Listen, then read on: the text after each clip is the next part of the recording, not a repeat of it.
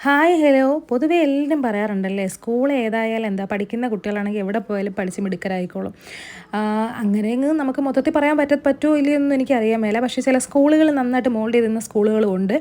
പഠിക്കുന്ന പിള്ളേർ എപ്പോഴും നല്ലതായിട്ട് തന്നെ പഠിച്ച് പോവുകയും ചെയ്യും. നമ്മൾ അവർക്ക് നല്ലൊരു സപ്പോർട്ട് കൊടുത്ത് കൊണ്ടുപോയാൽ മതി എന്നുള്ളതാണ്. അപ്പോൾ ജാനുമോളം ഞാൻ സ്കൂളിൽ അഡ്മിഷൻ എടുക്കാൻ പോവുകയാണ്. അവളെ കല്ലുവാതുക്കൽ UP സ്കൂളിലേക്ക് മാറ്റി കേട്ടോ. 5th തൊട്ട് ഇനി അവിടെ പഠിക്കാമെന്ന് വിചാരിച്ചു.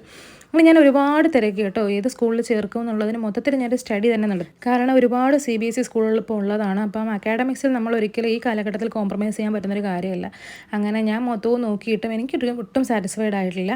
ഒരുപാട് ബൾക്ക് സിലബസ് കുട്ടികൾക്ക് കൊടുത്ത് അതിൻ്റെ പകുതി പോലും അവർ പഠിക്കാതെ വലിയ വലിയ സിലബസ് കൊണ്ട് ഇൻട്രൊഡ്യൂസ് ചെയ്ത് കുട്ടികളെ കഷ്ടപ്പെടുത്തുന്നതിനോട് എനിക്ക് ഒരു താല്പര്യമില്ല കേട്ടോ. സിലബസ് ഇൻട്രൊഡ്യൂസ് ചെയ്യുന്നുണ്ടെങ്കിൽ ആ കുട്ടി ഫുൾ അത് അറിഞ്ഞിരിക്കണം എന്നുള്ളതാണ് എൻ്റെ ഒരു ചിന്താഗതി.